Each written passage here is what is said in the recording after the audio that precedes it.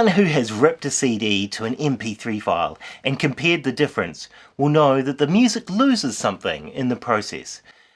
Liveliness and realism that makes it much more enjoyable to listen to. Music producers and artists have long been aware of this, so they capture their recordings at the highest quality possible. In most cases, a quality that makes even CDs sound flat and lifeless in comparison. Until recently, these master recordings were simply not available for the average listener to enjoy. Music lovers ourselves, Sony created high-resolution audio products to give you that next best thing next to being right there in the studio or live venue with your favourite musicians. If you're a music lover, the simple fact is you'll love high-resolution audio. In this video, I want to drill into some of the fundamentals of sound to help you better understand why high resolution is such an important innovation, and how we got to this point in the history of audio recording. Sound, it's a fascinating subject.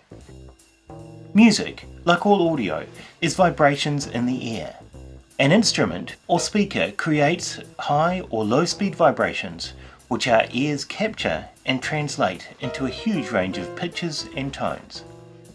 At its most simple, a fast vibration or high frequency creates a high pitch, while a lower frequency one will produce a lower pitch. Other characteristics such as the shape and energy of these sound wave vibrations then determine the type and volume of the sound. So capturing and storing this audio for later playback has come in a variety of forms over the years, but it can broadly be broken up into three types: analog, digital, and digitally compressed. Despite being less convenient than digital formats, a good analog audio recording is valued even today for its natural, realistic sound. Analog recordings, whether on magnetic tape, record, or even wax cylinders, capture and reproduce the sound vibrations directly. The needle on a record player is literally bumping along microscopic grooves, and those tiny vibrations are simply amplified into the electrical signals that drive your speakers. It's a good system with few steps between the audio being captured and being reproduced, but it requires physical and sometimes fragile objects for storage, not ideal for the large music collections we all have now. A digital recording starts the same way as an analog one, with capturing those vibrations, but these sound waves are then converted to a series of coordinates. When a digital audio file is played back, those coordinates are used to reconstruct the sound wave back to an analog signal, which your speakers or headphones can recognize and reproduce. All things being equal, the quality of a digital audio recording is determined by two things: the sampling frequency, which is how many of these coordinates are captured per second, and the bitrate, which is how accurate each of these coordinates is relative to the original audio signal. When the CD was developed by Sony and Philips, a lot of thought went into what specifications would allow it to deliver a good listening experience while being reasonably practical to use. The result was a sampling frequency of 44.1 kHz, or just over 44,000 samples per second, each captured at a bit rate of 16 bits, which determines how precise the height or energy of that coordinate is. Together, these two things determine the frequency range, or the range of pitches from low to high, and the dynamic range, the volume from soft to loud a recording can contain. That 44.1 kHz sample rate gives us a range of reproducible frequencies of around 20 Hz to 20,000 Hz, roughly the capability of human hearing. And the 16-bit bitrate results in a dynamic range of 96 decibels, easily enough to reproduce a live orchestra from solo piccolo to full noise. So, the CD remains a good format, but its physical dimensions and the inability to stream or download means it has been rapidly replaced by new compressed file formats.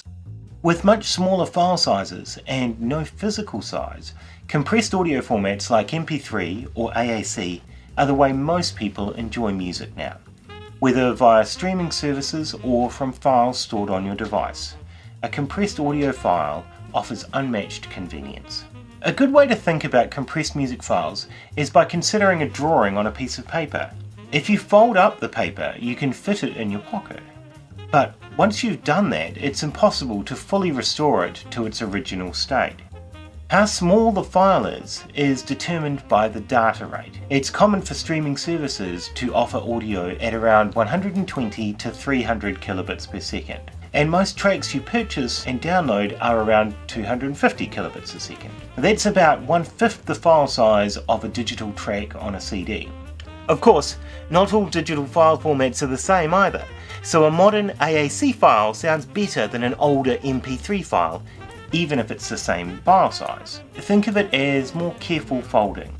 We now understand that most digital music starts out sounding pretty good at CD quality or better, but it is then compressed so that you can stream it on your smartphone or download it quickly to your computer. The real question then is what you're missing out on, and should you care? So here's uncompressed music. And a typical compressed stream. In that short sample, probably playing through your basic speakers or headphones, you might not hear much difference, but this is what you're missing out on.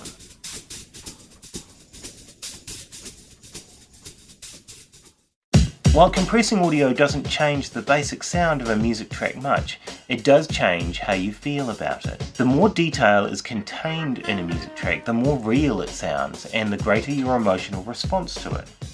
We've all been moved by music at some point. It's a powerful tool used by filmmakers, retailers, even call centers. So delivering all that detail to your ears quite literally changes how much you enjoy it. And that brings us back to high-resolution audio. High-resolution audio goes beyond even CD quality, offering higher sampling frequencies and bit rates. It's like using that really nice glossy photo paper for your picture instead of regular printer paper. The use of higher bit rates, like 24 bits rather than CD's 16 bits, means that you have more dynamic range, so you can accurately capture the tiniest subtleties like the tap of a pianist's fingernails across the keyboard, or the subtle break in a singer's voice, as well as all the impact of a drum solo, and all without compromise. The highest sampling frequency of perhaps 192 kHz, 5 times that of CD quality, means a much wider frequency range is captured and reproduced. When matched with an appropriate amplifier and speakers or headphones, audio frequencies greater than 20 kHz are reproduced, including ultra-high frequency harmonics, the subtle components of a sound which help to give, especially acoustic instruments, their character. We all know the experience of sitting in the audience for a live performance, and we know the experience is not the same as listening to a CD recording of it later. High-resolution audio isn't just about hearing a difference, it's about experiencing a difference. The music may be the same, but the feeling and presence that the music conveys is what changes.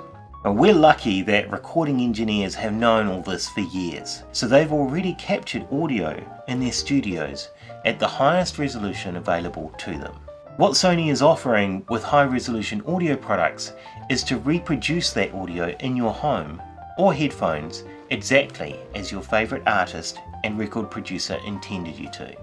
And a music lover couldn't ask for more than that.